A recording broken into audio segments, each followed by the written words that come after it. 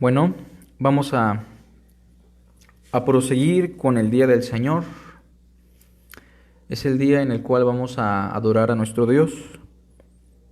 Y la mayor expresión de adoración la tenemos en su palabra. Como ustedes saben, durante varios meses hemos estado reflexionando sobre la primera carta a los Corintios. Y hemos enfatizado algunas cosas que nos sirven como directriz o como plataforma para poder entender el contenido de toda la carta. Esta carta que el apóstol Pablo le escribe a los Corintios tiene un tema que se hace palpable durante todos los capítulos y tiene que ver con el cuerpo. Ese es el tema central, el cuerpo. El cuerpo muchas veces se usa para hablar de nuestro propio cuerpo, y Pablo dirá que el cuerpo no es para la fornicación. También se dirá que el cuerpo humano, el cuerpo de aquellos que han creído en Cristo, es el templo del Dios vivo. Pero la palabra cuerpo también se va a usar como una analogía de lo que es el matrimonio, porque el que se une con una ramera es un cuerpo con ella. Y entonces el matrimonio es la unión de dos individuos que ahora son un solo cuerpo. Y el capítulo 7 entonces nos va a estar narrando aspectos importantes del cuerpo matrimonial. También se va a usar la palabra cuerpo para aludir al conjunto de redimidos que conforman la iglesia local. Y por ahí Pablo les dirá a los corintios que nosotros somos un cuerpo en el Señor y miembros cada uno en particular. Muy en especial eso lo vamos a tener del capítulo 12 al capítulo 14. Y al final de la carta, el apóstol Pablo va a hablarnos del cuerpo humano, pero apuntando a la enseñanza de la resurrección de los muertos, en donde los creyentes vamos a resucitar con un cuerpo glorificado, haciendo énfasis en que no será otro cuerpo, será el mismo cuerpo que poseemos hoy, pero elevado a un grado de gloria nunca antes visto, teniendo como arquetipo o como modelo al cuerpo que Cristo tuvo en su resurrección. Bueno, ese es el tema que destaca en toda la primera carta a los Corintios. Por ahí tenemos una segunda carta, pero la primera carta tiene ese tema como asunto medular. Sin embargo, los Corintios estaban pasando por situaciones terribles. Si pudiéramos señalar a una iglesia en el Nuevo Testamento que tenía conflictos, problemas, inmoralidad, sin duda alguna lo que nos viene a la mente es la iglesia de Corinto. Y ya con esto deberíamos entender que las iglesias de Dios no son perfectas, que cuando una persona busca una iglesia porque busca perfección o busca un conjunto de creyentes que puedan satisfacer sus necesidades, regularmente va a quedar decepcionado, decepcionada, porque las iglesias de Cristo están en un proceso de perfección. Y al estar integrada por personas humanas, por pecadores, por seres humanos caídos que han experimentado la redención, es natural que toda iglesia pase por lapsos de decadencia, de inmoralidad. Y hay que destacar algo, no es la voluntad de Dios. Podemos tener una vida como iglesia en santidad, pero siendo realistas, muchas veces nuestra debilidad humana hace que la iglesia local de la cual nosotros somos miembros pase por lapsos de enojo, de queja, de chisme, de problemas inmorales, de pleitos entre hermanos. Y aunque esto no debe ser una constante en la iglesia local, lo que podemos ver en la iglesia de Corinto es que estas cosas estaban más allá de lo constante. Los corintios ya estaban en una práctica habitual de algunas cosas que eran desagradables ante el Señor. Esto no los justifica para nada, porque el hecho de que sean humanos los hace responsables, y más aún si han nacido de nuevo, ellos tienen todo el poder de Dios en la persona del Espíritu Santo para poder caminar en la voluntad de Dios. Bueno, ¿qué problemas experimentaba esta congregación? En primer lugar, Pablo nos empieza a hablar de las divisiones que se hacían en la iglesia. Tal vez había diferentes puntos de vista, tal vez no concordaban mucho con los líderes, porque algunos dirán: yo soy de Pablo, yo soy de Cefas, yo soy de Apolos, y otros dirán: yo soy de Cristo. Esto provocó que hubiera un favoritismo hacia ciertos predicadores, y por no exagerar llegaron a un estado de idolatría también. Pero eso no era lo único. Entre la iglesia de Corinto había personas que probablemente no habían experimentado la regeneración del alma. Y Pablo dirá que hay hombres naturales, entre ellos, que no pueden discernir las cosas que son del Espíritu porque para ellos son locura, apuntando estrechamente al Evangelio, que es una locura para los perdidos. Y si para los corintios era una locura, eso indicaba que muchos de ellos estaban en un estado natural o en un estado animal, es decir, no habían nacido de nuevo. Pero otro problema era que entre los corintios había carnales, una figura que apunta a aquellos que son inmaduros, niños en Cristo. Pues habiendo entre ellos celos, contiendas, esto reflejaba una carnalidad, es decir, una inmadurez. Pero aparte de ello, había descuido por parte de sus ministros. Ellos eran inconscientes de los ministros que estaban sembrando por años lo espiritual. Y lo material, los corintios se lo estaban aportando a falsos ministros, a falsos apóstoles, y en este caso en particular, estaban descuidando al apóstol Pablo, quien era como un padre espiritual para la iglesia. Entre otras situaciones, había problemas de fornicación. Un problema muy grave destaca en el capítulo 5, en donde un miembro de la iglesia está teniendo fornicación con su madrastra, y la iglesia tiene que intervenir para que el Señor aplique su disciplina. Problemas de fornicación eran comunes porque Corinto era una ciudad que recibía a marineros, y estos marineros regularmente al llegar a Corinto subían a la Acrópolis, en donde había un templo con muchas prostitutas y sacerdotisas de Afrodita, las cuales se rapaban para distinguirse entre las demás mujeres, y entonces la fornicación, la homosexualidad y todo tipo de desviación depravada eran una constante en la ciudad. Esto definitivamente se infiltró en la iglesia de Corinto, y por eso Pablo dice que el cuerpo no es para la fornicación. Había problemas en el matrimonio, había problemas en el rol de la mujer y el rol del varón, y entonces Pablo nos tendrá que hablar de la sujeción, de la soberanía de Cristo sobre el varón y del señorío del varón sobre la mujer. Pero llegamos entonces al capítulo 11, hermanos, en donde se habla de un asunto en particular. Se habla de la disciplina del Señor. Y el día de hoy vamos a reflexionar, vamos a meditar sobre qué es la disciplina del Señor. Porque muchos cristianos tienen un concepto equivocado de lo que es la disciplina del Señor, y a veces por la influencia de libros de algunos autores llegan a suplir el término y la idea de disciplina del Señor por el hecho de la disciplina de la iglesia. Y es que no estamos queriendo decir que la iglesia no debe intervenir en asuntos pecaminosos de sus miembros, pero lo que sí queremos destacar es que lo que existe no es la disciplina de la iglesia, sino la disciplina del Señor. Y entonces vamos a tratar de detallar y amplificar esta idea que el apóstol Pablo y algunos otros escritores del Nuevo Testamento nos van a querer transmitir. Para esto vamos a dar lectura al capítulo 11, hermanos, del versículo 27 al versículo 34.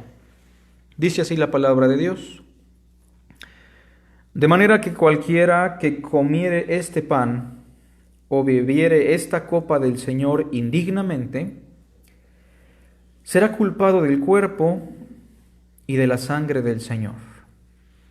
Por tanto, pruébese cada uno a sí mismo y coma así del pan y beba de la copa. Porque el que come y bebe indignamente, sin discernir el cuerpo del Señor, juicio come y bebe para sí. Por lo cual hay muchos enfermos y debilitados entre vosotros, y muchos incluso duermen. Si pues nos examinásemos a nosotros mismos, no seríamos juzgados. Mas siendo juzgados, somos disciplinados por el Señor, para que no seamos condenados con el mundo. Así que, hermanos míos, cuando os reunís a comer, esperaos unos a otros. Si alguno tuviere hambre, coma en su casa, para que no os reunáis para juicio. Las demás cosas las pondré en orden cuando yo fuere. Bueno, este es el asunto que vamos a tratar hoy, la disciplina del Señor. Esta frase es la que aparece precisamente en el versículo 32. Mas siendo juzgados, somos disciplinados por el Señor. Muy bien, ¿qué pasaba en la iglesia de Corinto? Otro de los problemas importantes es que cuando ellos celebraban en su culto público la cena del Señor, que es una ordenanza que se explica del verso 23 al verso 26, como un memorial y un anuncio de la muerte de Cristo, ellos veían esta ordenanza, este evento sagrado, como ocasión para comer y como ocasión para beber. No estaban pensando tanto en el memorial que ellos hacían en honor a la expiación del Hijo de Dios. Muchos de ellos aprovechaban el momento para emborracharse. Muchos de ellos aprovechaban la ocasión para hacer ostento de su economía y de los alimentos que podían ingerir. Y muchos otros simplemente aprovechaban para comer gratis. Esto, sin duda alguna, era de las cosas más graves que estaban haciendo los hermanos en Corinto. Por eso Pablo nos explica en el contexto la situación a detalle. Vean conmigo el capítulo 11, verso 17. Pablo les dice: pero al anunciaros esto que sigue, no os alabo, porque ustedes no se congregan para lo mejor, sino para lo peor. Vean aquí cómo los corintios no solamente tenían una vida terrible fuera de la congregación, sino que cuando se congregaban, no lo hacían para lo mejor, se congregaban para lo peor. Evidencia de ello es que Pablo dice en el verso 18, que se escucha que entre ellos existen divisiones, y Pablo no lo duda. Las divisiones no solamente se van a dar, las divisiones en la iglesia tienen que ser necesarias para que se manifiesten los que verdaderamente son aprobados. Versículo 19, porque es preciso que entre vosotros haya disensiones, para que se hagan manifiestos entre vosotros los que son aprobados. Tal vez en las palabras del apóstol Juan, salen de nosotros muchas personas porque no eran de nosotros. Y esto pasó precisamente para que se manifestase que no son de nosotros. Pablo dice en el verso 20, cuando pues os reunís vosotros, esto no es comer la cena del Señor. Porque al comer, cada uno se adelanta a tomar su propia cena. Esto probablemente indicaba que algunos llegaban con su propia comida, con su propio pan, entre otros alimentos, y no esperaban el momento del culto y de la ordenanza para ingerir el pan, sino que llegaban muy adrede para comer en frente de los demás y hacer ostento de la abundancia que Dios les había dado. Y uno tiene hambre, esto indica que había algunos que no llevaban nada y se quedaban como expectantes ante los otros hermanos que sí llevaban su propia comida. Pero dice también, y otro se embriaga. De manera que tenemos a glotones presumidos Tenemos a otros que están siendo menospreciados, humillados y dejados en necesidad. Y tenemos a otros que simplemente aprovechaban el momento para embriagarse y darle rienda suelta a su vicio o a su adicción. El asunto no era tan grave por esos acontecimientos. El asunto más grave es que no tenían conciencia de lo que implicaba la ordenanza del Señor. No estaban entendiendo el valor de la expiación de Cristo y cómo esto se simbolizaba en esa cena sagrada. Verso 22. ¿Pues qué? ¿No tenéis casas en que comáis y bebáis? Pablo está diciendo, la cena del Señor no es para comer ni beber. Ese no es el fin. Si tienen hambre, coman en sus casas. ¿O menospreciáis a la iglesia de Dios y avergonzáis a los que no tienen nada? Esto con referencia a los que se quedaban expectantes, con hambre, viendo a los demás cómo comían su propia comida. ¿Qué os diré? Os alabaré. En esto no os alabo. Los corintios entonces estaban viviendo un cristianismo bastante superficial, muy inmoral, inconsciente. Y de paso deberíamos mencionar que la congregación no es para comer.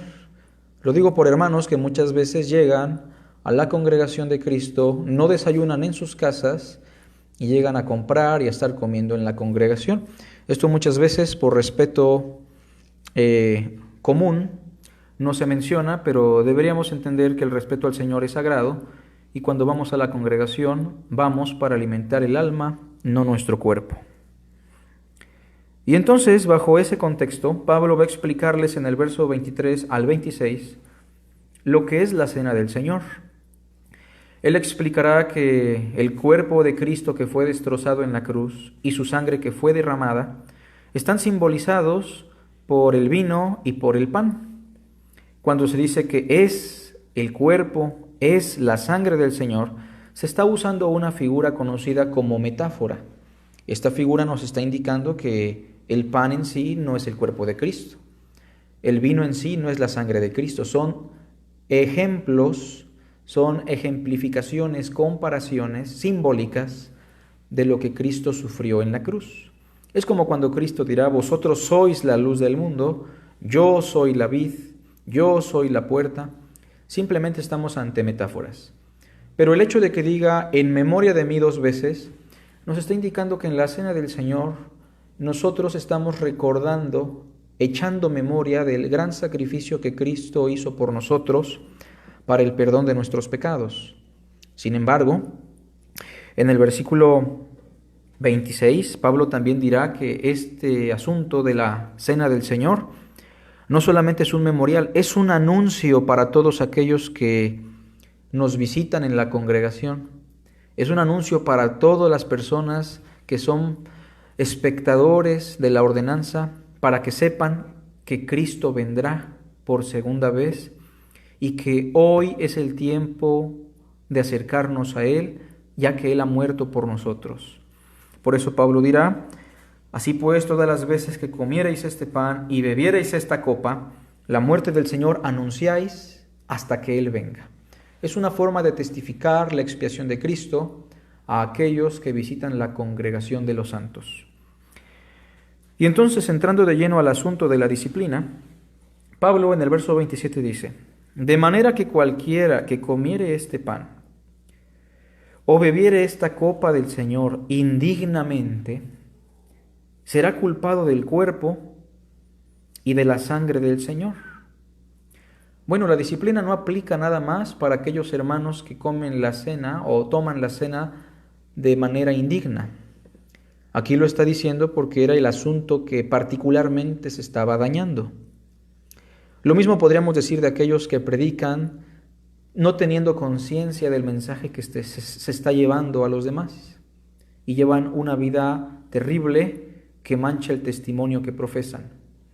Esto también está aplicando a aquellas personas que no entienden la importancia de lo que es el amor al prójimo y tratan al prójimo como si fuera cualquier persona. En otras palabras, la disciplina del Señor está implicada en cualquier área espiritual en la cual estemos dañando el reino de Dios. Y Pablo dirá en el verso 28, por tanto, pruébese cada uno a sí mismo y coma así del pan y beba de la copa. Pablo dice, hagan un autoanálisis, una examinación de conciencia antes de participar de las cosas sagradas. Porque el que come y bebe indignamente sin discernir el cuerpo del Señor, juicio come y bebe para sí. Por lo cual hay muchos enfermos y debilitados entre vosotros, y muchos duermen. Si pues nos examinásemos a nosotros mismos, no seríamos juzgados, mas siendo juzgados somos castigados por el Señor, para que no seamos condenados con el mundo. Bueno, vamos a empezar con la reflexión de esta tarde,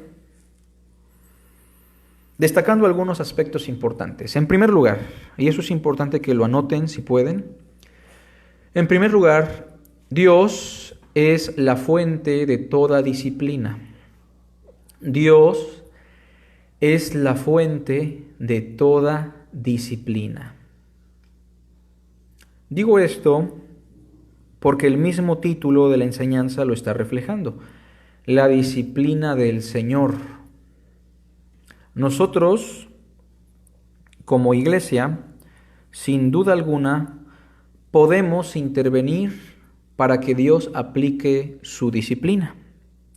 Es más, nosotros somos el instrumento que Dios ha colocado para que los miembros de la iglesia que están pasando por circunstancias pecaminosas sin arrepentimiento experimenten la disciplina del Señor.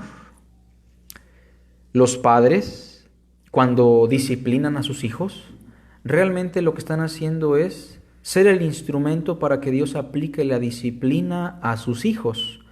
Por eso Pablo en Efesios dice, disciplinad a vuestros hijos en el temor del Señor. El Señor es la fuente. El temor de Dios es la fuente de la disciplina hacia los hijos. Y entonces, por eso hemos querido titular este sermón como la disciplina del Señor y no la disciplina de la iglesia. Porque la fuente de disciplina realmente es Dios, es Cristo. Entonces, ¿cómo funciona esto de la iglesia, la disciplina? ¿Cómo podemos explicarlo con mejor detalle?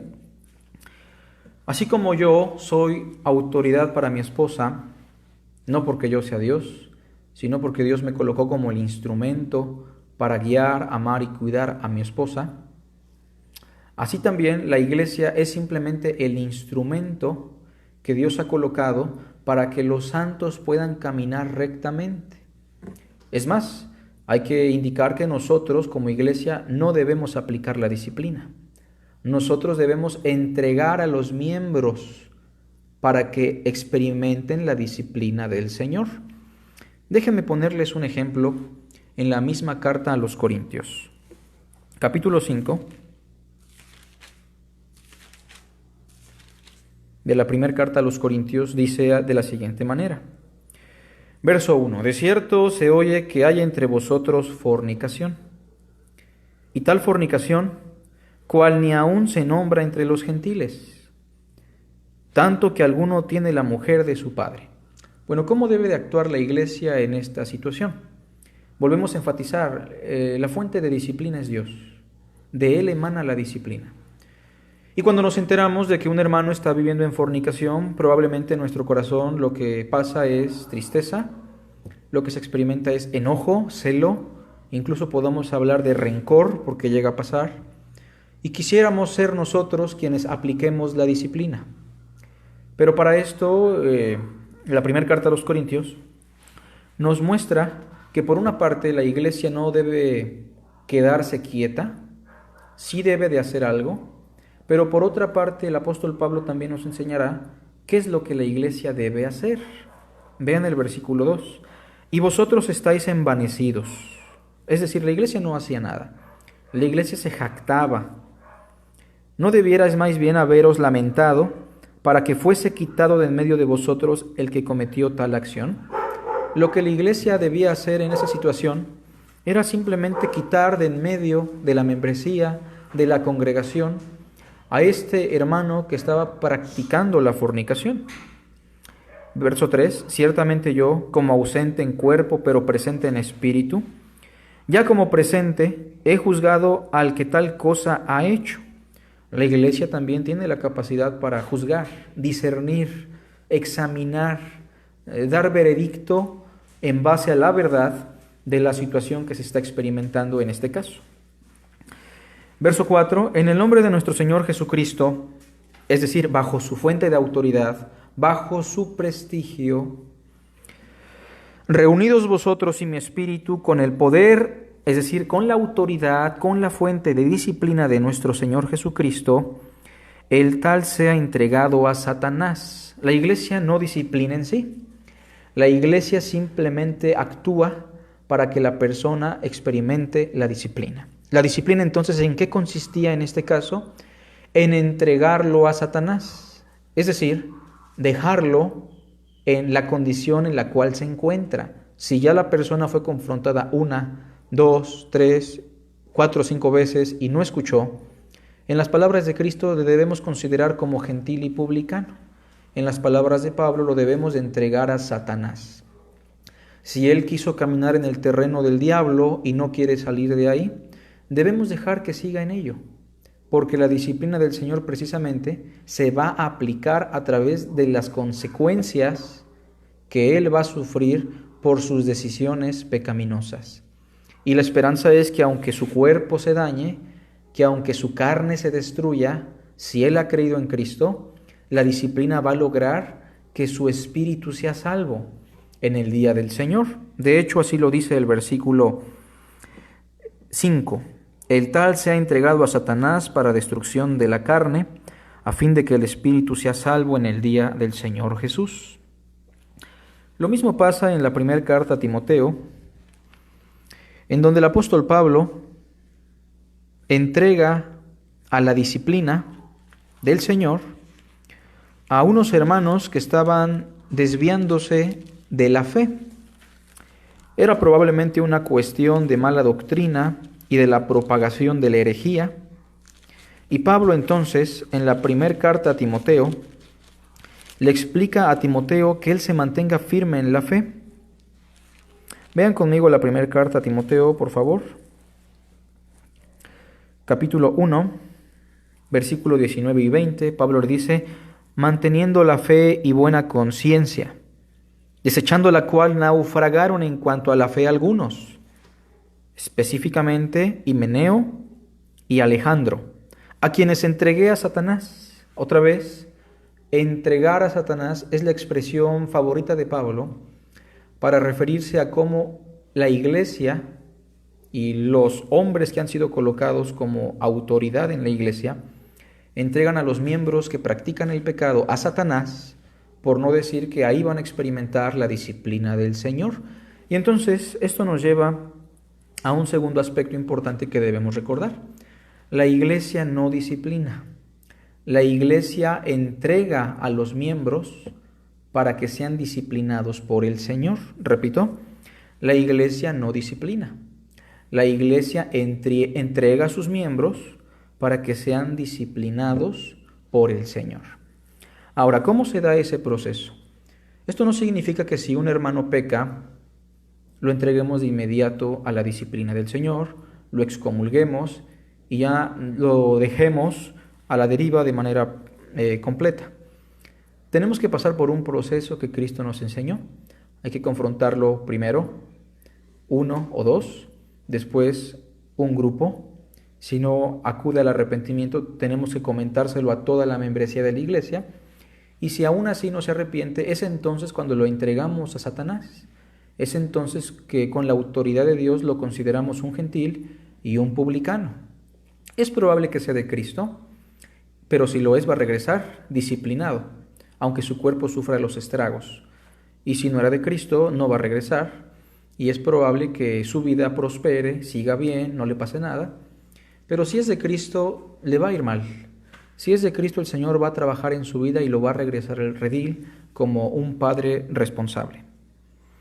También Tito, hablando de la disciplina, de cómo la iglesia entrega la disciplina a las personas, en el capítulo 3 de Tito, Pablo dice de personas que pervierten la fe de los hermanos, verso 10 y 11, al hombre que cause divisiones después de una y otra amonestación, o sea, ya después de un proceso de confrontación, deséchalo.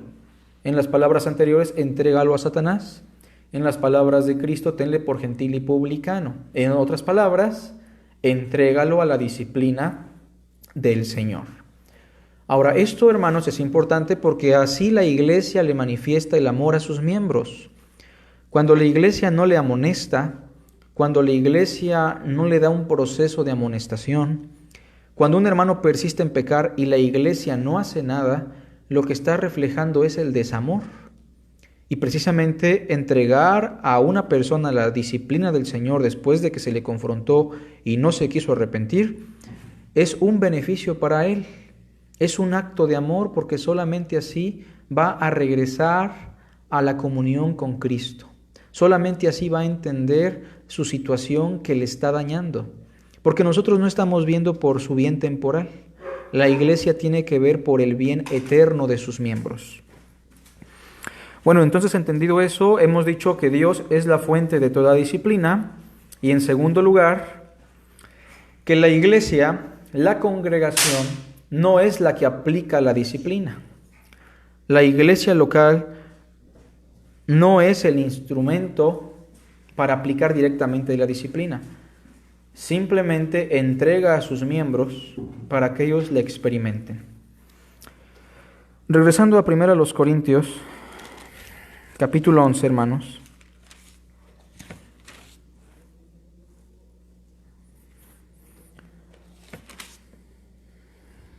Versículo 32. Pablo dice, mas siendo juzgados, la Reina Valera dice, somos castigados por el Señor. Y aquí vamos a definir lo que es la disciplina. Número 3, un entendimiento claro de la disciplina. ¿Qué es la disciplina, hermanos? ¿Y por qué cuando hicimos la lectura al inicio, leímos, somos disciplinados por el Señor, y no respetamos la traducción de la Reina Valera 60 que dice, somos castigados por el Señor? Porque hay una diferencia abismal entre ser castigado y entre ser disciplinado. El castigo y la disciplina no son lo mismo.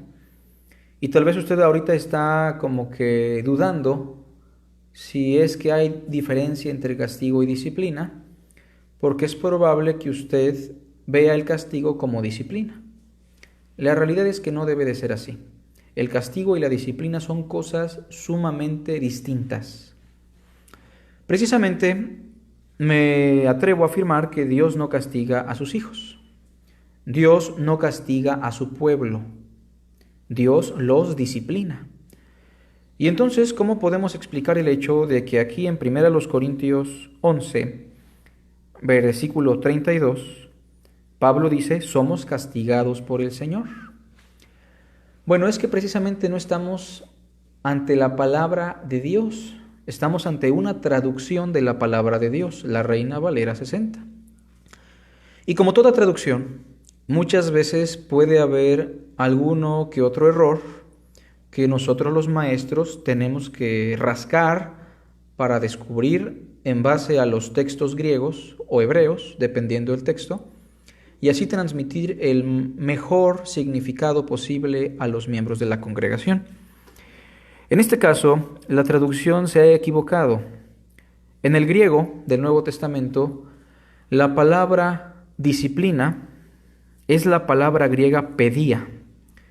Y pedía se debe traducir como disciplina, entrenamiento, instrucción, nutrición. Todas esas definiciones las vamos a colocar ahí en los comentarios. La disciplina, repito, que es la palabra pedía en griego, significa entrenamiento, instrucción, nutrición. Tiene que ver con un proceso de aprendizaje. Y precisamente la palabra que aparece en el texto griego, en el verso 32, es la palabra pedía. Somos disciplinados por el Señor, o sea, somos entrenados por el Señor. Pasamos por un entrenamiento que muchas veces es doloroso, no por el castigo. Hay otro texto por ahí en Apocalipsis, capítulo 3, versículo 20, que dice, Yo amo y castigo a todos los que amo. Es otro ejemplo de una mala traducción, porque la palabra griega ahí otra vez es pedía, que se debe traducir como disciplina, entrenamiento, corrección, instrucción. Y entonces cuando ustedes leen otras traducciones como la Reina Valera actualizada o la Biblia de las Américas, se darán cuenta que hace la rectificación y ahora se traduce como disciplina, tanto en la primera a los Corintios como en Apocalipsis capítulo 3. Ahora bien, en el texto hebreo o en el Antiguo Testamento, la palabra disciplina y castigo no tenían una gran distinción, y es por eso que en el Antiguo Testamento no hay una gran diferencia entre castigo y disciplina. Pero en el Nuevo Testamento sí. Cuando hablamos de la disciplina, inciso A, hay que anotar eso, estamos diciendo que Dios no castiga a su pueblo lo disciplina, lo entrena, lo nutre, lo capacita a través de un proceso muchas veces doloroso. Inciso B, tendríamos que decir entonces que el castigo, Dios sí lo da, Dios sí castiga, pero Dios castiga a aquellos que no son de su pueblo. El castigo no es para los hijos, el castigo es para los bastardos, el castigo es para los esclavos, el castigo es para aquellos que no forman parte de la familia de Dios. Y es que precisamente la palabra griega que se usa para castigo no aparece en 1 Corintios 11 ni en Apocalipsis 3, ahí es la palabra pedía, que se traduce como disciplina. La palabra castigo viene del griego dikotomen, que tiene que ver con bisectar, tiene que ver con flagelar. Esa palabra dikotomen, de la cual viene la palabra dicotomía, tiene que ver con causar una división, un corte en la piel. Esa palabra nos lleva a la imagen de un verdugo que le está aplicando latigazos a un esclavo, a un criminal que ha hecho algo malo, y está dividiendo su carne en dos partes con un latigazo. Esa es la idea de castigo. Castigo tiene que ver más bien con aplicar dolor, tiene que ver con aplicar el castigo, el dolor, la infracción a aquellos que han cometido el pecado. El castigo no espera que la persona recapacite. El castigo no espera que la persona reflexione. El castigo no es un entrenamiento. El castigo simplemente está buscando infringir dolor, infringir castigo sobre el cuerpo y la vida de aquellos que han cometido el crimen. Cuando hablamos de un castigado, estamos hablando de un criminal. Y entonces, por eso en el Nuevo Testamento, cuando se habla de los perversos, se dice que ellos van a sufrir el castigo eterno, los látigos eternos, si quisiéramos verlo así. Vean conmigo Mateo, por favor.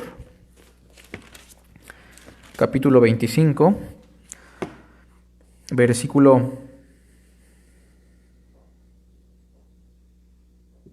Capítulo 25, vean conmigo por favor el versículo 30. Y al siervo inútil echadle en las tinieblas de afuera, allí será el lloro y el crujir de dientes. Esta es una expresión que está reflejando castigo. Y lo sabemos porque en el capítulo 24, versículo 51, que nos habla de lo mismo, dice 24:51, y lo castigará duramente. Es la imagen de un verdugo azotando, de un amo azotando a su esclavo. Y pondrá su parte con los hipócritas, allí será el lloro y crujir de dientes. Mateo 25, versículo 46. E irán estos al castigo eterno. Entonces vean cómo Dios no castiga a su pueblo. Dios castiga y castigará a los inconversos, pero a sus hijos Dios los disciplina. Y entonces la disciplina, hermanos, es un acto de amor. La disciplina es un acto que manifiesta que somos familia de Dios, que somos hermanos de Cristo. Eso nos llevaría a otro aspecto. La disciplina es una manifestación del amor de Dios. O sea que si somos disciplinados por Dios, estamos siendo privilegiados. Si cada vez que usted falla, sin arrepentirse, y tiene un lapso de tiempo practicando el pecado en las diferentes áreas pecaminosas que existen, y Dios le está permitiendo padecer situaciones trágicas, esto simplemente es un privilegio. Usted está siendo disciplinado porque Dios lo ama. Esto nos lleva a otro aspecto que hay que destacar, otro principio. La disciplina es parte de nuestro proceso de salvación. La salvación no solamente significa que Dios nos rescató del infierno para que vayamos al cielo. La salvación indica que estamos también en un proceso de santificación en el cual muchas veces Dios tiene que aplicar la disciplina para que nosotros caminemos derechos por la senda de la verdad y la senda de la justicia. Primero los Corintios 11, hermanos, nos dice algo interesante que creo aplica bastante a la situación actual que estamos viviendo como iglesia. Capítulo 11, versículo 30. Por lo cual hay muchos enfermos, o sea, por causa de estar pecando de manera inconsciente. Por lo cual hay muchos enfermos y debilitados entre vosotros, y muchos duermen. La enfermedad, la muerte de un hijo de Dios, la muerte de un santo, el que un cristiano esté postrado en cama, no siempre es causa del pecado. Podemos recordar la situación de ese ciego que ni siquiera era hijo de Dios, y los apóstoles preguntaron: Señor, ¿quién pecó, este o sus padres, para que haya nacido ciego? Los apóstoles daban por hecho que su enfermedad era causada por el pecado de él o de sus padres. Cristo dice que no, que simplemente fue para que las obras de Dios se manifiesten en él. Muchas veces los cristianos enferman y no salen de achaques porque Dios está queriendo manifestar su obra en ellos. Pero en la mayoría de los casos, hermanos, cuando un cristiano no sana de un problema y está enfermando y el patrón se repite constantemente sin que haya sanidad, yo no lo sé, pero muchas veces, según el texto que estamos leyendo, tiene que ver con una actitud y una práctica pecaminosa que no ha sido eliminada. Tiene que ver con una cuestión de vida que no ha sido rectificada.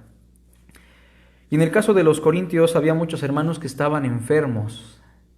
Hermanos, nosotros ahorita que estamos pasando por esta pandemia, que más allá de las muertes que se ha cobrado, nos ha debilitado en muchas áreas, como la espiritual, la económica, la familiar, la social, no deberíamos preocuparnos tanto por si el virus me va a dar. No deberíamos preocuparnos tanto por si estoy vulnerable a ser contagiado. El hecho es que si mi vida está mal ante Dios, si hay áreas de mi vida que no han sido transformadas, rectificadas, si yo no he hecho una autoevaluación de mis acciones, de mi actitud, el virus simplemente va a ser el instrumento de Dios para disciplinarnos. Y es por eso que muchos hermanos, y estoy basándome en la palabra, es por eso que muchos hermanos están experimentando la enfermedad. Es por eso que muchos hermanos han muerto también. Hermanos, no es la voluntad de Dios, no es el deseo de Dios, voy a ser más específico, que sus hijos mueran jóvenes. No es el deseo de Dios que sus hijos mueran por un virus. Si tenemos que morir, deberíamos morir por Cristo. Deberíamos morir testificando el Evangelio del Reino. Pero el hecho de que muchos se lleguen a enfermar y lleguen a perder la vida, es probable que esté relacionado con la disciplina de Dios a su pueblo. Y es que este mundo está tan depravado y torcido, y el cristianismo no ha influenciado para nada en los últimos años, que Dios tiene que disciplinar. Dios tiene que tratar con su pueblo de manera muy en particular. Y entonces usted tiene que examinar si su enfermedad, que no se quita, sus achaques que son constantes, son un problema por su pecado o simplemente Dios así lo quiso. Esto yo no lo puedo determinar porque Pablo nos lleva a un segundo aspecto, el examen de conciencia. Tenemos que hablar de eso. El examen de conciencia nos evita la disciplina. Claro que el examen de conciencia tiene que culminar en el arrepentimiento, en una renovación mental, en un cambio de mente. Pero podemos evitar la disciplina Si estamos a tiempo, cuando hacemos un examen de conciencia, una autoevaluación de nuestra fe, de nuestra vida, que culmina en el arrepentimiento. Pablo dice en el versículo 28, hablando del examen de conciencia, por tanto, pruébese cada uno a sí mismo. Lo sigue diciendo en el verso 29, pero si alguno come y bebe sin discernir el cuerpo del Señor, sin tener conciencia de lo que hace. Versículo 31, si pues nos examinásemos a nosotros mismos. Entonces el examen de conciencia, la autoevaluación que culmina en el arrepentimiento, es lo que nos puede evitar la disciplina del Señor, o lo que nos puede sacar de ese entrenamiento doloroso por el cual Dios nos permite pasar. Hay personas que nunca prosperan en su salud. Hay personas que nunca prosperan en su economía. Hay personas que nunca prosperan en su matrimonio. Hay iglesias que nunca prosperan en su crecimiento. Y todo esto, tenemos que ser claros, no es lo que Dios quiere. Dios desea para nosotros el bien, la prosperidad, el amor, la paz. Y sin duda alguna vamos a pasar por tribulación, por escasez, por enfermedad.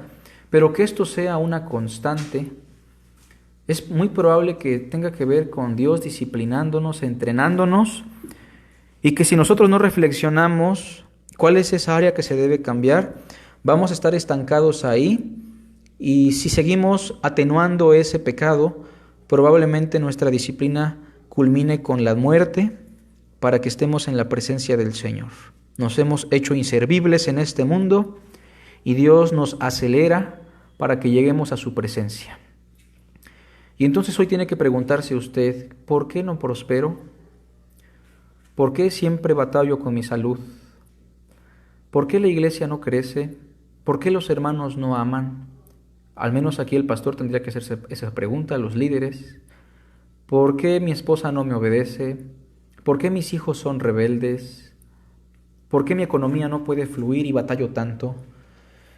Bueno, yo no estoy diciendo que sea por causa del pecado, pero si usted se examina, lo va a poder determinar.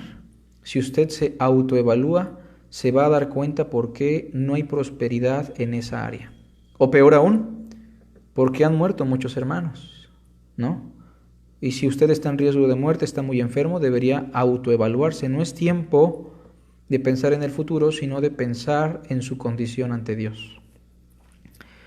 Ahora, en el verso 32, dejando esto, Pablo dice, mas siendo juzgados, somos disciplinados por el Señor. ¿Para qué? La disciplina, ¿por qué Dios la da? ¿Cuál es la finalidad? Terminamos diciendo que la disciplina tiene como fin nuestra salvación. Somos disciplinados por el Señor para que no seamos condenados con el mundo. La disciplina tiene como finalidad nuestra salvación. Precisamente, Dios no quiere que vivamos como el mundo, que pensemos como el mundo, y Dios no quiere que terminemos como el mundo, en el infierno. Y aunque Cristo ya pagó por nosotros y su justicia nos ha sido aplicada y ya tenemos la garantía de la salvación, que es el Espíritu Santo, nuestra santificación muchas veces se frena por nuestro pecado. Y entonces la disciplina tiene como finalidad nuestro desarrollo para salvación, nuestro crecimiento para la glorificación. Y en algunos casos, si la persona no se arrepiente, pues esto va a culminar con lo que el apóstol Pablo dice, muchos duermen, lo cual es un eufemismo de que muchos ya han partido a su presencia.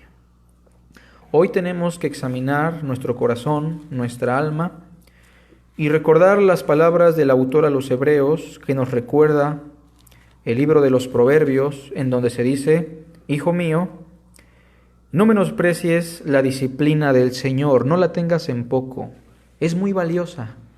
La disciplina del Señor tiene un valor infinito.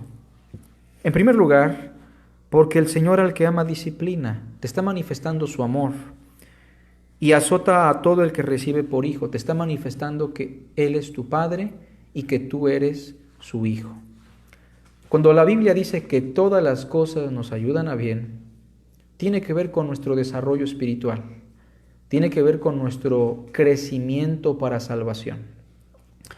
Hoy le animo a que usted autoevalúe su vida, su caminar con Dios. Nadie le puede ayudar excepto Cristo. Nadie le puede ayudar excepto Dios. Y entonces hoy examine su corazón en las palabras del apóstol Pablo. Examinaos a vosotros mismos si estáis en la fe. Probaos a vosotros mismos. ¿O no se conocen a ustedes mismos que Jesucristo está en vosotros? A menos que estéis reprobados. Hagamos una oración y tengamos en mente a nuestros hermanos y personas que piden oración, ya sea por la salud, ya sea por circunstancias complicadas o ya sea que tengan acción de gracias. Les pido que estemos orando por la hermana Guadalupe Fabiola Vázquez, que probablemente está pasando por situaciones difíciles, no lo sabemos, pero vamos a pedir por ella. También por Gabriel Antonio, quien necesita del amor de Dios, quien necesita de su misericordia. Por Mayra, sus hijos, para que ella pueda encontrar el beneficio de Dios, la salvación de Cristo, el consuelo y la paz que solo el Señor le puede dar. Pero también queremos pedir porque el Señor le pueda sustentar, que le pueda dar un trabajo en el cual ella pueda suplir las necesidades de su hogar. Es una mujer soltera, con hijos, y necesitamos que el Señor esté al pendiente de ella. Y en general les pido que oremos por los hermanos que están enfermos. Hay una señora que se llama Mago, que perdió a su esposo. Oremos por ella también. Y con respecto a los hermanos enfermos, nuestra hermana Lulú estaba pasando por enfermedad los días anteriores. Seguimos orando por ella. Por aquí en casa, Gretita se ha sentido un poquito mal de la cabeza. Les pido que oremos por ella también. Mi hermano Aurelio, si nos está viendo, me comentó que tenía un problema por ahí que le molestaba un poquito, creo, en las piernas, la columna, no recuerdo bien. Estemos orando por nuestro hermano y si nos ve el hermano, pues que esté sabido que le amamos y que vamos a orar por él. Y nuestra hermana Laura, si la conocen, no Laurita, porque tenemos dos Lauras. Laurita es la más chiquita. Nuestra hermana Laura es la que nos visita en la colonia de nuestro hermano Rosendo. Oremos por ella y por sus hijas, por favor. Por Rosendo también, que se sentía malito de su pie, creo que ya mejoró un poquito. Si nos está viendo, hermano, le amamos en el Señor y esperemos que se mejore y que el Señor le cuide y le prospere. Por ahí me comentaba que va a salir fuera hace unos días, entonces estemos orando por él, por favor, para que el Señor lo lleve y lo traiga con bien. Les pido que oremos también por el trabajo del hermano Carlos, mi padre, que está pasando por situaciones económicas complicadas. Y pues oramos para que el Señor le pueda proveer, le pueda enseñar cuáles son las decisiones que él debe tomar, qué cosas hay a rectificar. Y bueno, hay hermanos que no son de nuestra iglesia, pero están pasando por situaciones de enfermedad. Nuestro pastor Ricardo, un amigo nuestro, tal vez algunos lo conocen, de la iglesia IBEG, Iglesia Bíblica es Jesús, ha sido confirmado con COVID-19 y está enfermo. Les pedimos que oren por él, por favor, que estemos atentos a su necesidad. Nuestro hermano Francisco, que siempre nos sigue en la transmisión en la escuela dominical y muchas veces en el culto público, con su familia también están pasando por una situación difícil. Estemos orando por ellos, por favor. Que el Señor les consuele, les pueda proveer y que les pueda sanar lo más pronto posible. Algunos hermanos del seminario también. Y bueno, hay una infinidad de personas, no podríamos acabar. No todos los tengo en la lista ni me vienen a la mente. Simplemente les animo a lo que el apóstol Pablo dice: orad sin cesar, estar siempre constantes en la oración, porque Cristo dijo que la oración era importante para manifestar nuestra fe. Y en las palabras de Cristo, cuando el Hijo del Hombre venga, ¿hallará fe en la tierra? Es tiempo de orar por nuestros hermanos. Por ahí mi suegra, que se encuentra en Teciutlán, Puebla, y mi suegro estaban pasando por un momento de salud complicado, no grave, pero si nos escuchan, que sepan que los amamos, especialmente mi esposa y yo, pero que la iglesia también va a estar orando por ellos, ¿verdad? Nuestra hermana Marianita se me estaba pasando. Hay que comunicarse con ella, saber cómo se encuentra. Gretita ha tenido contacto, parece que todo ha mejorado. Su abuelito falleció, su mamá estaba pasando por enfermedad. Oremos por ellos, están en Izuca de Matamoros, Puebla, pero muy en especial por Marianita, para que el Señor le dé de nuevo valor para testificar la palabra y para servirle a su familia. Y bueno, hermanos, si alguien se me pasa, discúlpeme, son muchos hermanos y no tengo la lista de todos. Les pido también que oren por su servidor para que el Señor me pueda dar el valor, la fe para ser ejemplo a ustedes, para que pueda seguir predicando la palabra y no mis propias ideas. Y bueno, hermanos, les amamos en el Señor. Oremos y también les pido que hagamos conciencia de las ofrendas, ¿verdad? No estamos en el culto y muchas veces eso hace que nuestra ofrenda mengüe al Señor. Y bueno, yo les animo a que la junten en casita. Obviamente la ofrenda es voluntaria y cada quien va a dar como propuso en su corazón y de acuerdo haya prosperado. Pero háganlo, hermanos, es algo importante, apartar algo para el Señor. Oremos a Dios. Padre bendito, gracias te damos por la salud que muchos gozamos. Gracias también por la enfermedad y la crisis de muchos de nuestros hermanos. Que la reflexión de hoy nos guíe, Señor. Nos guía a entender que tú nos amas y por eso nos permites pasar por disciplina. No es casualidad, Señor, todo lo que vivimos, porque ni un pajarillo cae si no es por tu voluntad, cuanto más nuestras circunstancias. En tus manos queremos poner, Padre eterno, la vida de aquellos que están enfermos, de aquellos que tienen crisis económica, de aquellos que tienen un problema espiritual que deben tratar contigo. Te pedimos por las ofrendas, Señor. Te pedimos que tú tengas misericordia de tu pueblo, Padre. Tú has escuchado los nombres de los que necesitan de ti y rogamos que se haga tu voluntad, bendito Dios.